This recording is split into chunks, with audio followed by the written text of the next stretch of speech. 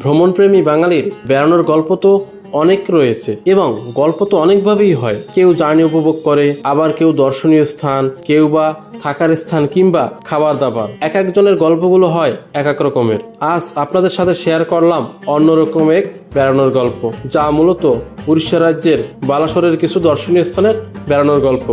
আর এই দর্শনীয় স্থান দেখার জন্য আমাদের আগে আসতে হবে বালাসোর স্টেশনে। তাই আমরা মূলত সকাল সকাল শালিমার স্টেশনে পৌঁছে সকাল 9:15 ধৌলি এক্সপ্রেস ধরে চললাম বালাসোরের উদ্দেশ্যে।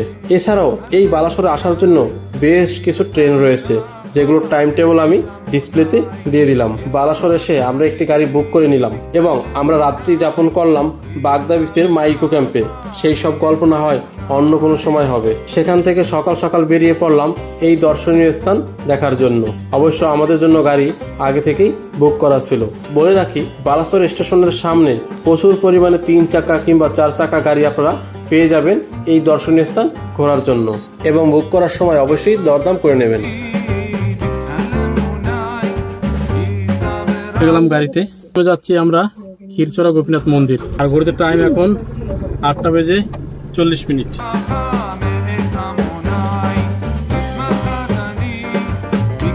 রাস্তার অপরূপ সৌন্দর্য দেখতে দেখতে বুড়িবালাম নদীর উপর দিয়ে চললাম আমাদের গন্তব্যের দিকে।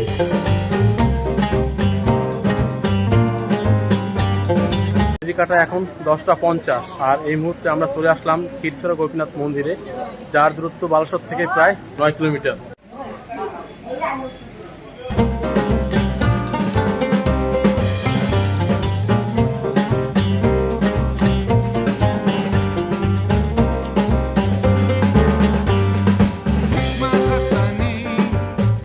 এই মন্দির মোটামুটি প্রতিদিনই খোলা থাকে এবং খোলার সময় হলো সকাল 5টা থেকে দুপুর 12:30 এবং বিকেল 4টা থেকে রাত 8:30। আপনাদের আসলে এই সময়ের মধ্যেই আসতে হবে। এই টাইমের বাইরে কিন্তু মূল মন্দির বন্ধ থাকবে।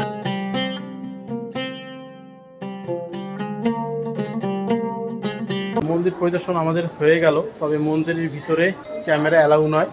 বাইরে থেকে আপনি ফটোশ্যুট সবকিছুই বা ভিডিও করতে পারবেন, কিন্তু ভিতরে অ্যালাউ নয়।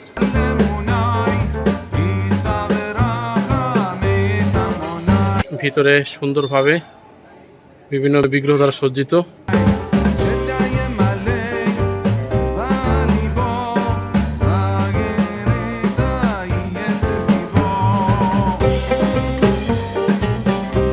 এই হলো ক্ষীরচড়া গোপীনাথ মন্দির পরিদর্শন আমাদের শেষ হলো। খুব ভালো লাগলো, সুন্দর একটি পরিবেশ আর প্রচুর ভক্তের সমাগম দেখতে পেলাম। যদি আপনারা আসেন তো এখানে আসতে পারেন, খুব সুন্দর একটি জায়গা এবং ভালো লাগবে।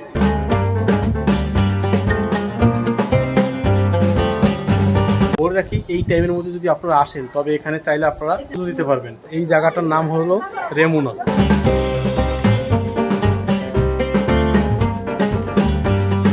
আর বাইরে রয়েছে এরকম পার্কিং প্লেস, এখানে আপনাদের জুতা রেখে ভিতরে প্রবেশ করতে হবে।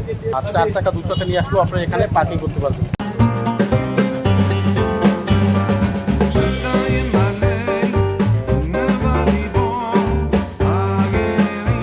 তো গাড়িতে উঠে গেলাম, আর এর পরের স্থান হলো আমাদের যাওয়ার গন্তব্য ইমামি জগন্নাথ টেম্পল।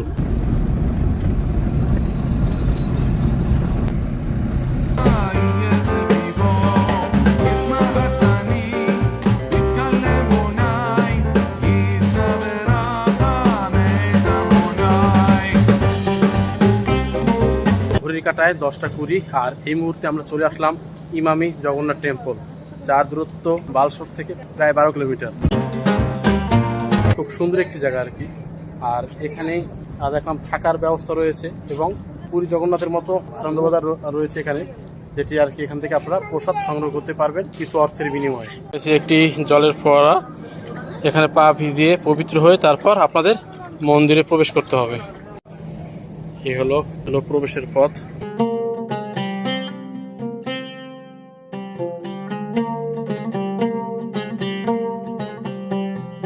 বলে রাখি, ইমামি জগন্নাথ টেম্পলে প্রবেশের ক্ষেত্রে কোনো এন্ট্রি ফি লাগে না।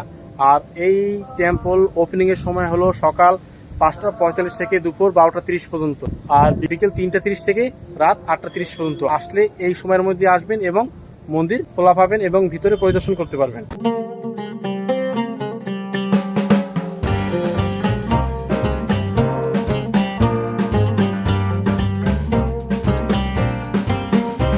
ক্ষীরচোরা গোপীনাথ মন্দির থেকে এর দূরত্ব প্রায় 7 কিলোমিটার, তত একটা বেশি সময় লাগে না। এই মন্দিরটি সম্পূর্ণ তৈরি লাল পাথরের, যা তৈরি হয়েছে 2009 সালে। আর এই মন্দিরটি তৈরি করেছিল ভাস্কর শিল্পী পদ্ম বিভূতিভূষণ শ্রী রঘুনাথ মহাশয়।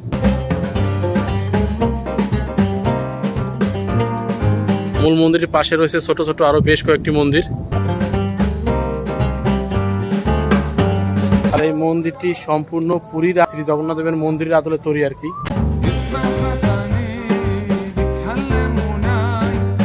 এলো প্রবেশের পথ, খুব সুন্দরভাবে সাজানো গুছানো।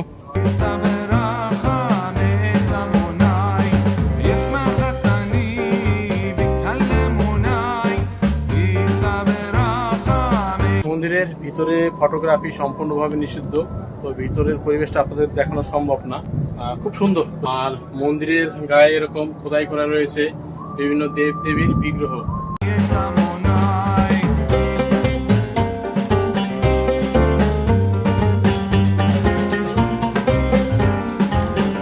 আর বলে রাখি, এই মন্দিরটি সম্পূর্ণ রথের আদলে তৈরি করা হয়েছে।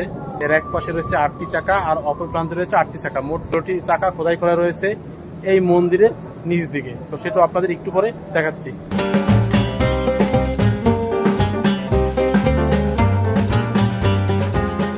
মন্দিরের চারিপাশে এরকম ছোট ছোট অনেক মন্দির রয়েছে, আর প্রত্যেকটা মন্দিরের গায়ে খোদাই করা রয়েছে বিভিন্ন দেবদেবীর বিগ্রহ।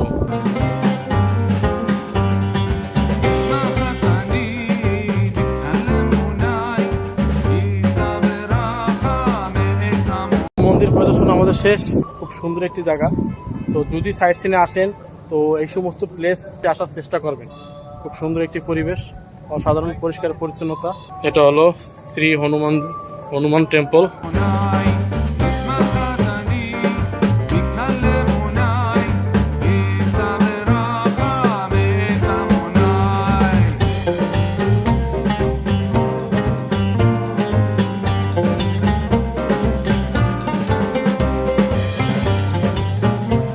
ছোট বড় প্রত্যেকটা মন্দিরেই রয়েছে এরকম খোদাই করা অনেক দেবদেবীর বিগ্রহ, খুব সুন্দরভাবে খোদাই করা আর কি।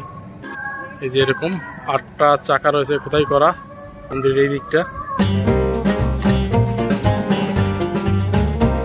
আর মন্দিরের এই দিকটা রয়েছে 8টা চাকা, অর্থাৎ টোটাল চাকার সংখ্যা হবে 16টি। যতটুকু জানতে পারলাম এখানে বিকেলের টাইমে প্রচুর ভক্তের সমাগম হয়।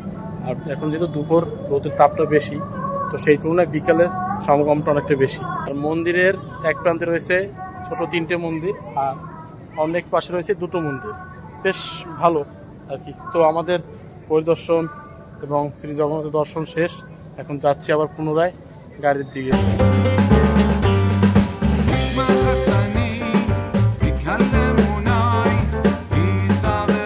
প্রসাদ ভোগ অ্যাভেলেবেল হেয়ার এখানে।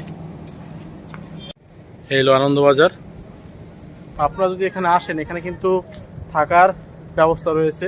এই যে অতিথি নিবাস, এখানে এসে যোগাযোগ করে আপনারা থাকতে পারবেন। আর এখানে সুবল শৌচালয়ের সুব্যবস্থা রয়েছে। গাড়িতে আমরা উঠে গেলাম, আর এরপর যাচ্ছি আমরা নীলগিরি পাহাড়, যার সন্নিকটে রয়েছে একটি রাজবাড়ি, সেইখানে।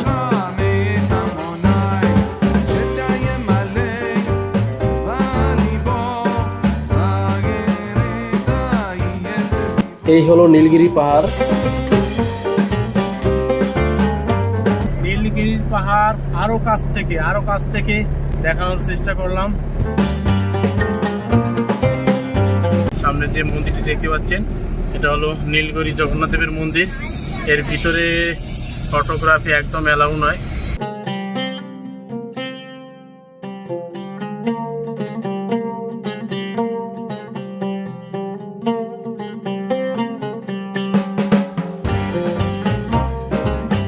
আমরা চলে আসলাম আরেকটি দর্শনীয় স্থান, একটি রাজবাড়ি, কিশোরচন্দ্র মদ্রাজের আর কি রাজবাড়ি, নীল পাহাড়ের পাদদেশে অবস্থিত। তাই এখন কিছু নেই বললেই চলে।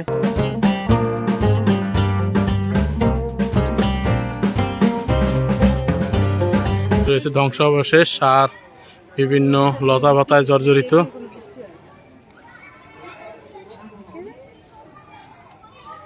আর এইদিকে রয়েছে একটি মন্দির, ভিতরে যাওয়ার আপাতত অনুমতি নেই।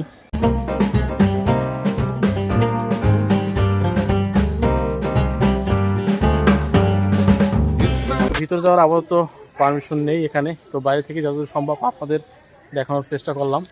আর এর পাশেই রয়েছে আরেকটি রাধাকৃষ্ণ মন্দির, তো সেখানে চাইলে আপনারা পুজো দিতে পারেন। যেহেতু আমাদের হাতে সময় কম, পুজো দেওয়ার সম্ভাবনা আপাতত নেই।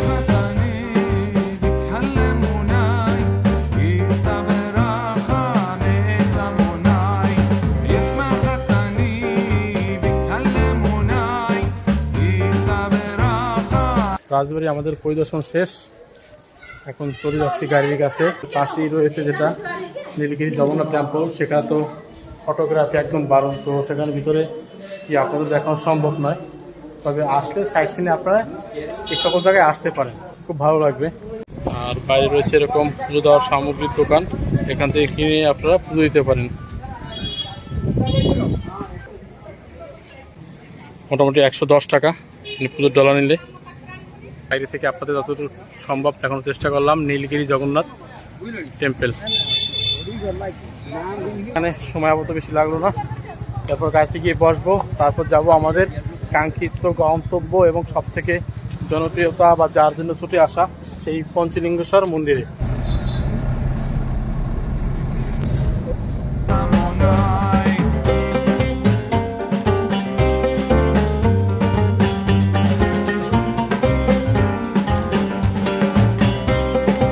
এই হলো পার্কিং এরিয়া পঞ্চলিঙ্গেশ্বর মন্দিরের।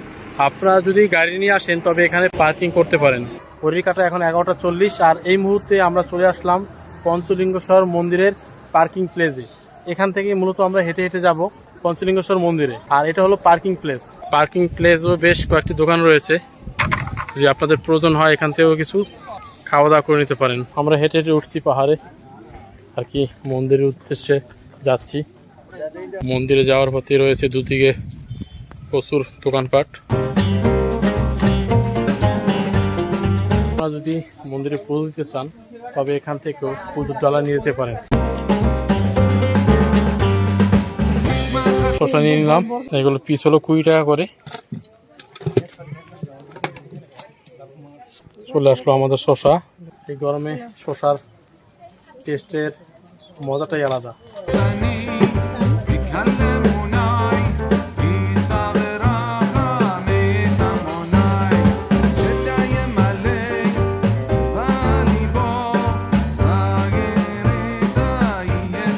যাওয়ার পথেই পেয়ে গেলাম সুন্দর এক ঝর্ণা, প্রচুর দোকানপাট, আর মন্দিরে যাওয়ার পথেই দেখতে পাচ্ছি প্রচুর ভক্তের সমাগম। যাচ্ছে কেউ আবার দেখে মন্দির দর্শন করে চলে আসছে। কলা গাছ খুব সুন্দর। মন্দিরে অনেকটা হেঁটে হেঁটে আর কি যেতে হয়, তবে যেহেতু পাহাড়ের উপর মন্দির তো একটু হেঁটে উপরে উঠতেই হবে। তবে অন্যান্য জায়গার তুলনায় এ জায়গার রাস্তার উঁচুটা কম, খুব হালকা হালকাভাবে উঁচু করা, এবং হেঁটে যেতে অতটা সমস্যা হয় না। বয়স্ক কেউ আসে সেক্ষেত্রে কোনো সমস্যা হবে না।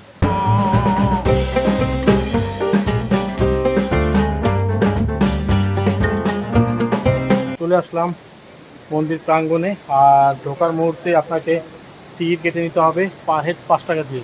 আমরাও টিকিট কেটে নিয়েছি।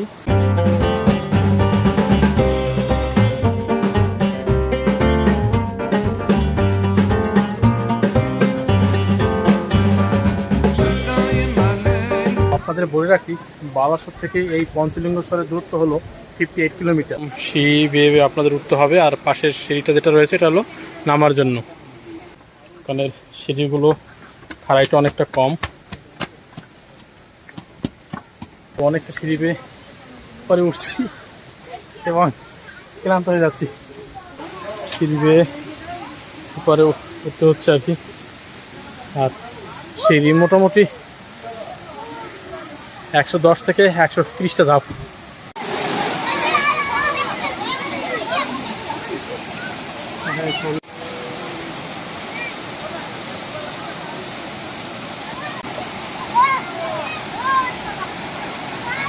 আরো ধাপ বেয়ে বেয়ে এরকম উপরে উঠতে হবে।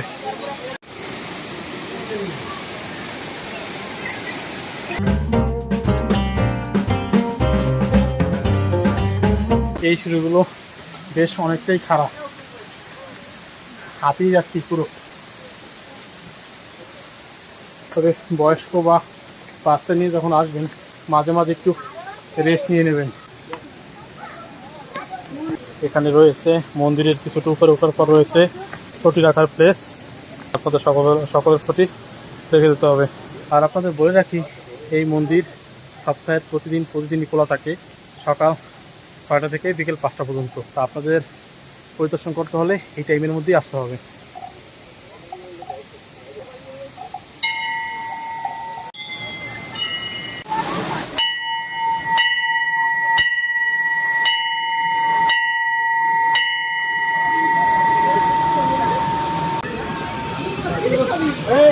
তবে নিচে নামার সময় একটু সাবধানে নামবেন। এই জায়গার সিঁড়িগুলো মারাত্মক লেভেলের পিচ্ছিল, জলে ভিজে পিচ্ছিল হয়ে গেছে। এখানে রয়েছে পুজো দেওয়ার ব্যবস্থা।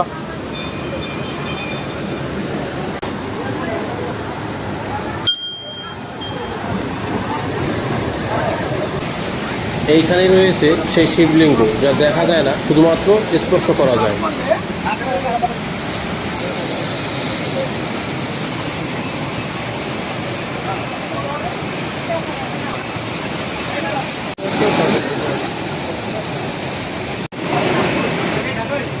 বলে রাখি, এখানে মূলত 5টা শিবলিঙ্গ রয়েছে। এই যে ঝর্ণা দেখতে পাচ্ছেন, এই ঝর্ণার ভিতরে এগুলো ধরা যায় কিন্তু দেখা যায় না। যেহেতু এখন বর্ষার সিজন, জলপ্রপাতটা অনেকটা বেশি, তাই শিবলিঙ্গে স্পর্শ করতে গেলে পুরো ভিজে যাব। জল স্পর্শ করে চলে আসলাম।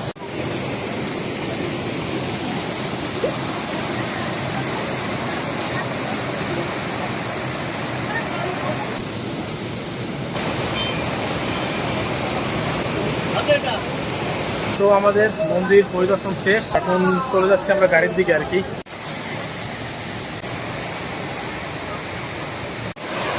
পঞ্চলিঙ্গেশ্বর দর্শন দিয়ে শেষ হলো আমাদের আজকের সাইট সিন।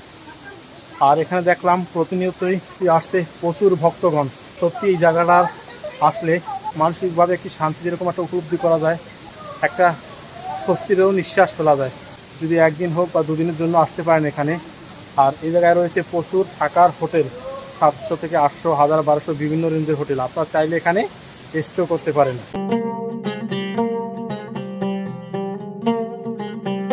তবে আপনাদের বারবার বলে রাখছি, এখান দিয়ে ওঠার সময় বয়স্ক বা বাচ্চাদের ক্ষেত্রে অতি সাবধান। এই জায়গার সিঁড়িগুলো অনেকটা উঁচু নিচের তুলনায়। আর গাড়ি যেখানে পার্কিং করবে সেখান থেকে এখানে প্রায় 1 কিলোমিটারের মতো অনেকটাই হেঁটে আসতে হয় আর কি। দলগতভাবে বা গ্রুপে আসলে কথায় কথায় চলে আসা যায়, ভালো লাগবে। আর জায়গাটা খুব ভালো। তবে এখানে যাওয়ার পথে যে সমস্ত খাবারের দোকান রয়েছে, বোতলজাত খাবার, সেগুলো অবশ্যই আপনার ডেট দেখে খাবেন। কারণ আমি বেশ কয়েকটি পানীয় জল কেনার জন্য ওদের কাছে গেলাম, দেখলাম ম্যাক্সিমাম মালই এক্সপায়ার। তো এখানে যখনই আপনারা কোনো কিছু খাবেন অবশ্যই একটু ডেটটা দেখে নেবেন। আমাদের গাড়ি রাখা রয়েছে পার্কিং প্লেস আর কি, তো সেখানে চলে আসলাম। আর দেখুন প্রচুর ভক্তদের নিয়ে আসছে বিভিন্ন জায়গা থেকে গাড়ি অনেক। তবে ম্যাক্সিমামই কিন্তু ওয়েস্ট বেঙ্গলের, প্রচুর ভক্ত সমাগম দেখেন। আর পার্কিংও অনেক, আর প্রচুর গাড়ি রয়েছে, তার মানে প্রচুর দর্শনার্থী কিংবা ভক্ত রয়েছে। তো এই আর কি, এখন গাড়িতে উঠে যাচ্ছি আমাদের গন্তব্যে। এবার বলে রাখি গাড়ি ভাড়ার বিষয়ে।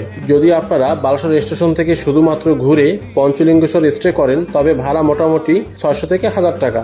আর যদি ইমামি জগন্নাথ টেম্পল, ক্ষীরচোরা গোপীনাথ মন্দির, পঞ্চলিঙ্গেশ্বর এ সকল দর্শন করে আবার স্টেশনে ড্রপ করেন, 1000 থেকে 1200 টাকা অটো এবং 1200 থেকে 1500 4 চাকা। অবশ্যই একটু দরদাম করে নেবেন। তো ভিডিওটি এই পর্যন্তই। ভালো থাকবেন, সুস্থ থাকবেন। দেখা হবে পরবর্তী কোনো এক নতুন ভিডিওতে।